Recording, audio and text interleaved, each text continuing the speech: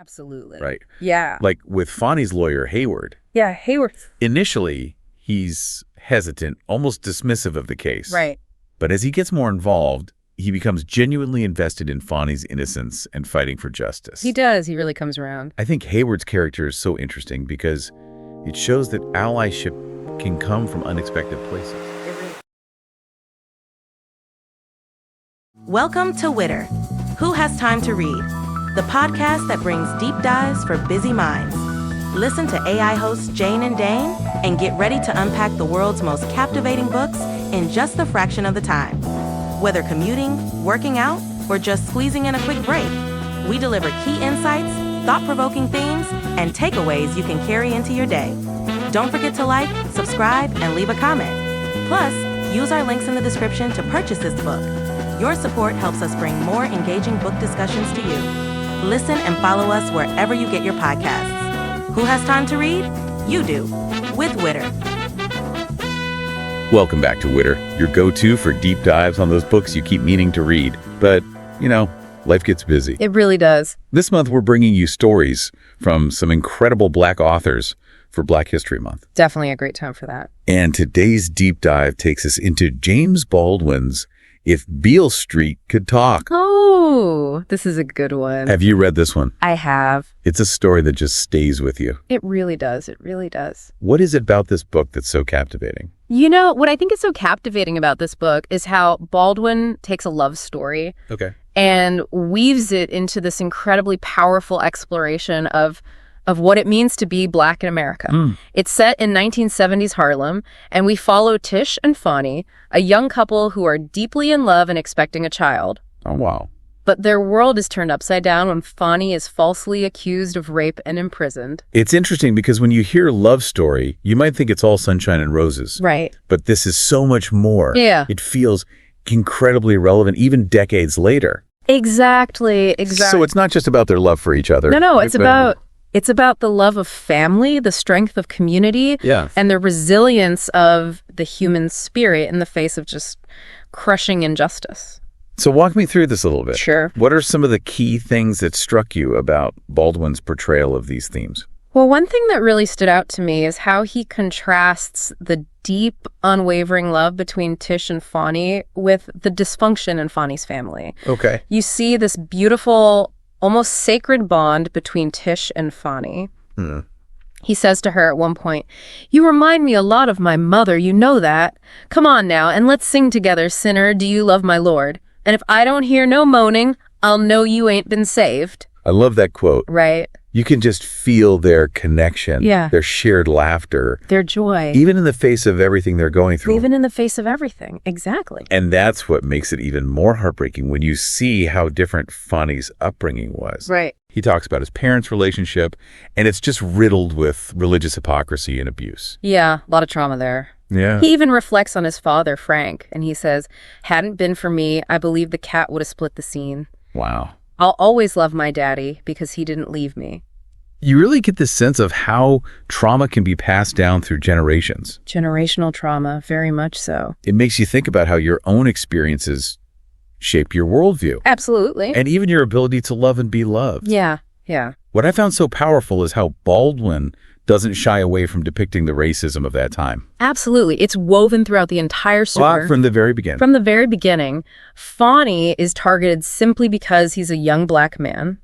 He's falsely accused of rape by a white woman, and the racist cop, Officer Bell, is instrumental in manipulating the situation. Wow. They put Fonny in a lineup where he's the only Black man, making him an easy target. It's infuriating. It is. It is. It makes you wonder, how do you even begin to navigate a system that's so clearly stacked against you?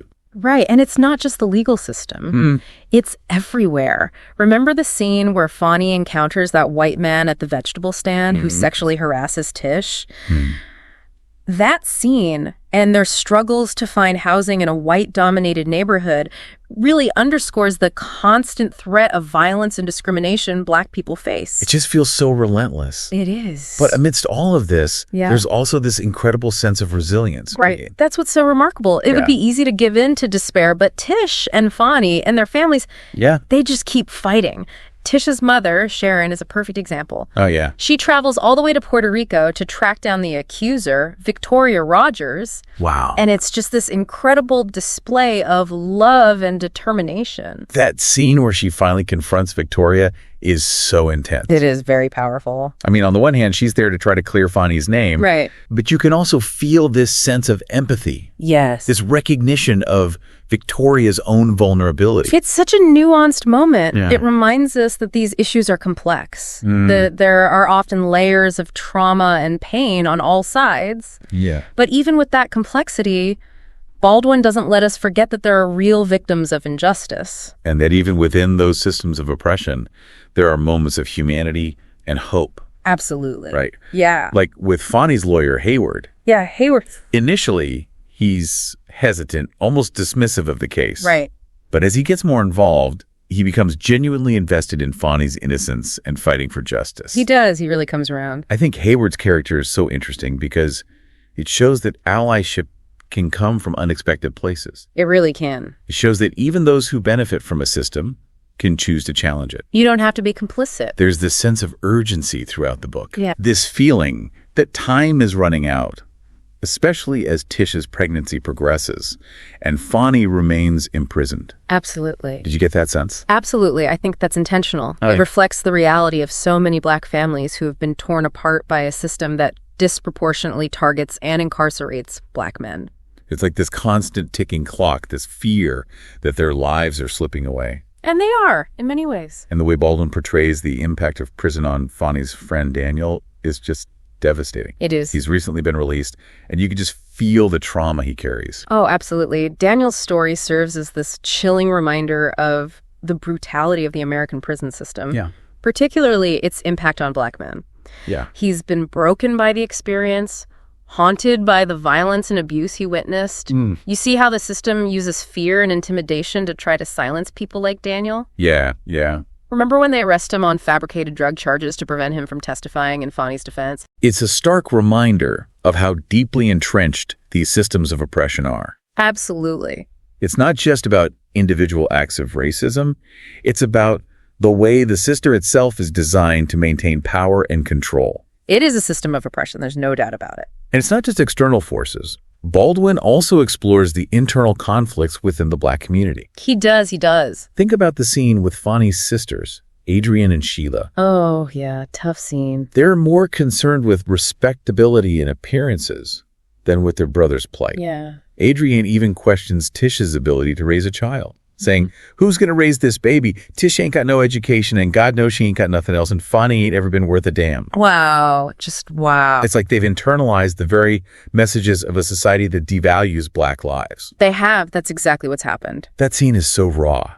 It is. It really gets the complexities of Black family dynamics and how internalized racism and classism can create these deep divisions. It's really tough to see. But it's also in this scene that we see Ernestine, Tish's sister, shine. Oh, Ernestine, she's amazing. She doesn't hold back. No, she does not. She goes after those sisters, fiercely defending her family and exposing their hypocrisy. She's a force. I love her. Ernestine is amazing. It is. She sees right through their facade, and she calls them out on it. You need someone like that in your corner. It's a moment of pure fire, showcasing her sharp wit and her fierce loyalty to her family. She's definitely the kind of sister you want in your corner. She's a force of nature. She is. Especially when she stands up to Mrs. Hunt, Fonny's mother. Oh, Mrs. Hunt. Mrs. Hunt, blinded by her religious hypocrisy and prejudice, questions who will be responsible for the baby. Really? And Ernestine simply replies, the father and the mother. Oh, I love it. It's like Mrs. Hunt can't even fathom the idea of a young Black couple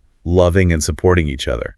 It's heartbreaking, really. It is. But it also highlights the damaging effects of respectability politics. Yeah. There's this pressure to conform to white societal norms, and those who don't fit the mold are often rejected and ostracized. It makes you think about how these forces, both external and internal, can work together to keep people down. They do. They really do. But in the midst of all of this, there are these glimmers of hope. There are. The way Tish's family comes together to support her, even as they're facing their own struggles, is incredibly moving. It's a testament to the enduring strength of Black families. They understand that the system is rigged against them, but their love for each other becomes this armor, this source of strength that allows them to keep going. It's powerful. So powerful. It's so powerful. It is. And then there's the scene where Tish and Fonny are looking for a loft in the village. Oh, yeah. Fonny says, this country really does not like niggers. They do not like niggers so bad, man, they will rent to a leper first. That's heavy. It's a stark reminder of the systemic housing discrimination that has always plagued Black communities. Always, always. It's a reminder that racism permeates every aspect of life. It really does. It's not just about individual prejudice. It's built into the very fabric of society. And it's still happening today, you know? But even with that harsh reality, Baldwin shows us the importance of finding those spaces of joy and connection. Yeah. The loft they eventually find becomes this symbol of hope, this place where they can dream of a future together. It does. And the landlord, Levy, a young white man who refuses to rent the loft to anyone else while Fonny's in prison, represents this glimmer of possibility for cross-racial solidarity. It does, and that's such a, it's such a small act of defiance. Yeah. But it's significant because it shows that change is possible. It does. It shows that we don't have to be defined by the systems that seek to divide us. This book is filled with so many powerful moments. It really is. And we've only just scratched the surface. Barely scratched the surface. I can't wait to dive deeper into some of these themes with you in the next part. Me too. There's just so much to unpack, so many layers to explore. Yeah. I think our listeners are really going to enjoy this one. I think so too. I think so too. One of the things that really struck me about this book is how Baldwin uses Fonny's art as a way to explore this idea of resilience and finding hope in the midst of despair. Oh, absolutely. You know what I mean? His wood carving becomes this outlet for him. Yeah. A way to process his emotions. Right. And connect with something deeper. Exactly. I mean, he even says at one point, he does. I'm an artisan. I'm a cat who works from his balls with his hand. Oh, I love that quote. I know what it's about now. Yeah. I think I really do. Yeah. Even if I go under. Right. But I don't think I will now. There's this sense that he's not just creating art. Yeah. He's creating himself, reclaiming his humanity in a system that tries to strip it away. It made me think about how creative expression can be such a powerful tool for healing and resistance. Absolutely. It's like Fonny's carving a path forward, even when he's physically confined. Yeah, he is. It also connects to this broader historical context of Blank artists using their craft to fight for social justice and affirmation. It does. It's like this thread that runs through generations. This understanding that art can be a weapon against oppression. It's so powerful. It is. It's really powerful. It makes you want to go out and find all the art created by Black artists that you've been missing out on. It really does. Speaking of missing out, we can't forget the incredible women in this story. Oh, the women. Pish, Sharon, Ernestine. They're the backbone of this family. They are. They hold everything together. They're the ones. They're strategizing, they're fighting, and they never give up hope. There's this one scene that really stayed with me. Okay. Where Tish reveals her pregnancy. Yeah. And the whole family comes together. They share this sacrament, this last bottle of old French brandy. Yeah. And it's this incredibly moving moment of solidarity and love. It is. It's like they're acknowledging the gravity of the situation, but they're also reaffirming their commitment to supporting each other and fighting for Fonny's freedom. It's a beautiful testament to the enduring strength of Black families. Absolutely. This whole conversation about family dynamics, internal conflicts, it made me think back to the scene where Fonny and Tish are searching for a loft in the village. Fonny says, this country really does not like niggers. Oh, yeah. They do not like niggers so bad, man. They will rent to a leper first. It's a tough scene. Even when they're trying to create a life together, they're constantly being reminded of their place in society. Exactly. It's a reminder that racism isn't just about individual prejudice. It's about the systemic barriers that are in place to keep Black people down. But it makes you think about how these forces, both external and internal, play into those dynamics we were talking about within the Black community. It does. On the one hand, you have this incredible love and support within Tish's family. Right. But then you see the judgment and rejection from Fonny's sisters. And it really highlights how the pressure to conform to white societal norms can lead to the rejection of those who don't fit the mold. Absolutely. It's like Baldwin is asking us to examine how we perpetuate these systems of oppression even within our own community. It's a call to challenge those norms and create a more inclusive and supportive environment. Absolutely. So thought-provoking. It is. And speaking of thought-provoking, there's this one scene that I keep coming back to, the encounter between Tish, heavily pregnant, and that white man on the street. Oh, God. He blocks her path, makes the suggestive comments, and you could just feel the menace in his gaze. Yeah, that scene is just a gut punch. It's terrifying. It is. It's a reminder of the constant threat of sexual violence that Black women face in a society that both hypersexualizes and dehumanizes them. It's like they're trapped in this double bind. They are. They're seen as objects of desire, but they're also denied their humanity. It's about power and control. And it's not just about individual men. It's about a system that perpetuates these harmful narratives. It is. It highlights the importance of understanding intersectionality, of recognizing how race, gender, and class intersect to create these unique forms of oppression. This conversation is so important. It is. I feel like we could talk about this book for hours. Me too, me too. But before we move on, I want to touch on one more theme that really resonated with me.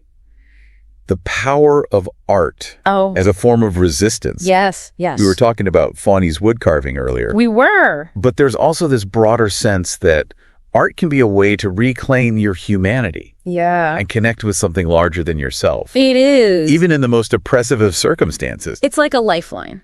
It's like a lifeline. A way to find meaning and purpose when everything else feels hopeless. And it makes me think about the responsibility we all have to support Black artists and amplify their voices. Absolutely. Their stories and perspectives are essential to understanding the richness and complexity of the Black experience. This has been such a powerful discussion. It has. But I still feel like we've only scratched the surface. Oh, we have so much more to talk about. That's just some of your final thoughts. Well, I think one of the most important takeaways is that Baldwin's work remains incredibly relevant today. It does. It's a story about love, family, and resilience. But it's also a story about the enduring fight for justice and equality. It is. It's a reminder that we have a responsibility to confront uncomfortable truths about race and work towards creating a more just and equitable world. It's interesting because even though If Beale Street Could Talk is set in the 1970s, it feels incredibly timely. It does. You know, the themes of racial injustice, systemic oppression, and the fight for equality are just as relevant today as they were back then. It's a testament to Baldwin's brilliance as a writer. His ability to capture these universal truths about the human experience that transcends time and place. One thing that really struck me was how he portrays the complexities of the legal system. Right. And its impact on Black lives. Oh, for sure. It's not just about Fonny's case. No. It's about the way the system is designed to criminalize and silence Black people. Right. We see that with Daniel's arrest on those fabricated drug charges. It's a clear example of how the legal system is weaponized against Black people, using trumped-up charges and intimidation to maintain control. It's like the system is designed to break people. It is. To strip them of their dignity and their hope. But even in those moments of despair, Baldwin shows us the power of resistance. He does. As individual and collective. Yeah, think about Fonny's evolution in prison. Despite the brutality and isolation, he finds a way to resist, to reclaim his agency through his art. And Tish's unwavering commitment to fighting for his freedom, the way the whole family rallies around them, it speaks to the power of collective action and the importance of community support. Absolutely. There's this one scene that I keep coming back to. The pivotal moment when Sharon confronts Victoria Rogers in Puerto Rico. Oh, yeah. Such a powerful scene. It's such a tense encounter. It is. Filled with raw emotion. And the weight of unspoken truths. It's a reminder that trauma can manifest in different ways. And sometimes victims can become perpetrators. Driven by fear, manipulation, or a desperate need to survive. It makes you think about the complexities of human nature and the choices we make when we feel trapped or powerless. And what's so remarkable about Sharon is that despite her mission to clear Fonny's name, she shows a level of compassion towards Victoria. She does. Recognizing her own vulnerability and the forces that might have led her to make such a devastating accusation. It's a powerful moment of empathy and understanding. A reminder that even in the midst of conflict, Yeah. We can choose to see the humanity in others. It's like Baldwin is challenging us to look beyond the surface. Absolutely. To grapple with the complexities of these issues Yeah. and resist the urge to make simplistic judgments. And that's why If Beale Street Could Talk remains so relevant today. It forces us to confront uncomfortable truths about race, justice, and the human experience. It's a story that stays with you long after you've finished reading it. It does. It really does. Prompting reflection and inspiring action. A call to action. It is a call to action, an invitation to continue the fight for justice. Yes. To challenge the systems that perpetuate inequality and to create a world where stories like Tish and Fonny's are no longer the norm. And it's a reminder of the importance of amplifying Black voices. Yes. Of seeking out and supporting Black artists and storytellers who offer invaluable insights into the richness and diversity of the Black experience. So, as we wrap up this deep dive into If Beale Street Could Talk, I'm left with a few questions for our listeners to ponder. Okay. How does Baldwin's portrayal of love and family resonate with contemporary discussions on Black identity and community? In what ways does this book continue to challenge societal perceptions of race, justice, and the Black experience in America? These are questions worth considering. They are. Baldwin's work provides a framework for engaging in these critical conversations. Yeah. For understanding the complexities of the past and working towards a more just and equitable future. Thank you for joining us on this journey into the heart of James Baldwin's masterpiece. It's been a pleasure. We encourage you to seek out other works by Black authors, especially during Black History Month and beyond. Absolutely. Their stories offer invaluable perspectives, They do. challenge our assumptions, They do. and enrich our understanding of the world. Couldn't have said it better myself.